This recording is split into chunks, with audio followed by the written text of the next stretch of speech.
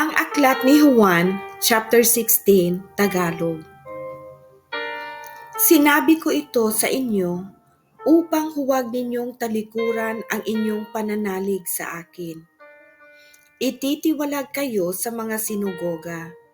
Darating ang panahon na ang sinumang pumatay sa inyo ay mag-aakalang naglilingkod siya sa Diyos.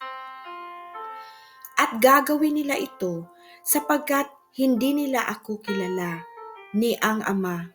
Subalit sinabi ko na ito sa inyo upang kapag dumating na ang oras na gagawin na nila ang mga ito, maaalala ninyo ang sinabi ko sa inyo tungkol sa kanila.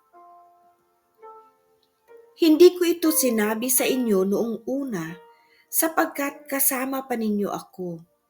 Ngunit ngayon pupunta na ako sa nagsugo sa akin at wala ni isa man sa inyo ang nagtanong kung saan ako pupunta. Ngayon, sinabi ko na sa inyo, lubha naman kayong nalungkot. Subalit, sinasabi ko sa inyo ang katotohanan. Ang pag-alis ko'y sa ikabubuti ninyo, sapagkat hindi paparito sa inyo ang patnubay kung hindi ako aalis. Ngunit pag-alis ko, isusugo ko siya sa inyo. Pagdating niya ay kanyang patutunayan na mali ang mga taga-sanlibutan tungkol sa kasalanan, tungkol sa katuwiran, at tungkol sa paghatol ng Diyos. Patutunayan niya ang tungkol sa kanilang kasalanan sapagkat hindi sila naniwala sa akin. Patutunayan niya ang tungkol sa katuwiran sapagkat ako'y pupunta sa Ama at hindi na ninyo makikita. At ang tungkol sa paghatol ng Diyos sapagkat hinatulan na ang pinuno ng sanlibutang ito. Marami pa akong sasabihin sa inyo, subalit hindi pa ninyo kayang tanggapin sa ngayon. Ngunit pagdating ng Espiritu ng katotohanan, papatnubayan niya kayo sa buong katotohanan, sapagkat ang sasabihin niya ay hindi mula sa kanyang sarili, kundi ang kanyang narinig, at ipahahayag niya sa inyo ang mga mangyayari sa hinaharap. Pararangalan niya ako sapagkat tatanggapin ng Espiritu mula sa akin ang ipahahayag niya sa inyo.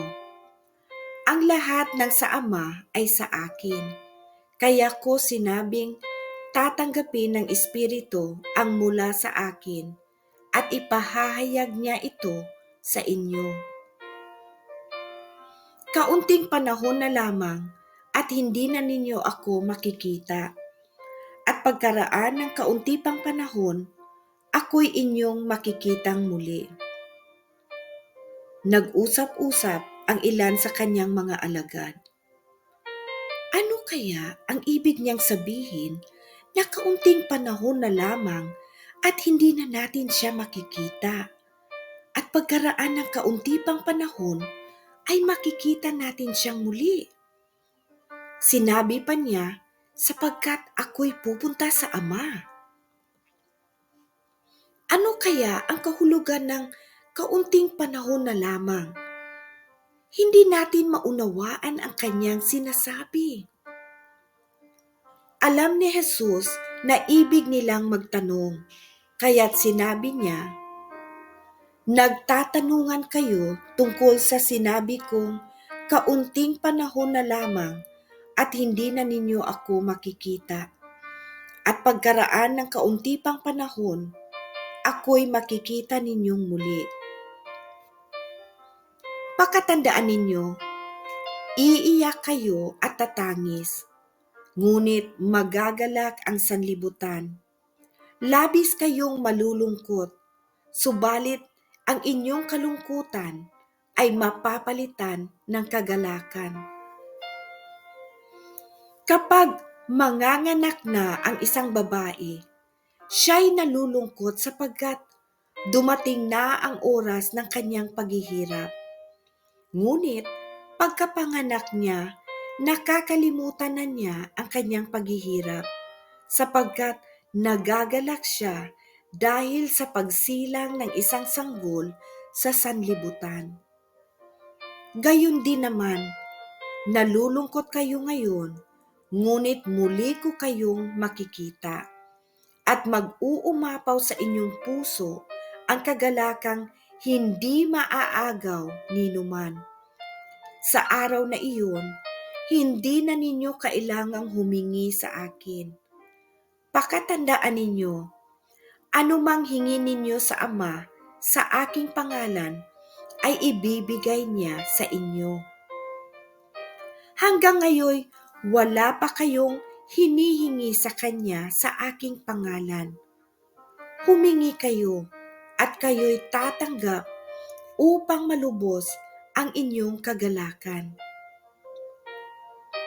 Ang mga ito'y sinasabi ko sa inyo ng patalinghaga, subalit darating ang panahon, hindi na ako magsasalita sa inyo sa ganitong paraan. Tuwiran ko nang sasabihin sa inyo ang tungkol sa Ama. Sa araw na iyon ay hihingi kayo sa Kanya sa aking pangalan. At hindi ko sinasabing ako mismo ang hihiling sa Ama para sa inyo. Mahal kayo ng Ama sapagkat ako'y minahal ninyo at naniwala kayo na ako'y nagmula sa Diyos. Ako nga'y nanggaling sa Ama at naparito sa sanlibutan. Ngayoy aalis na ako sa sanlibutan at babalik na sa Ama.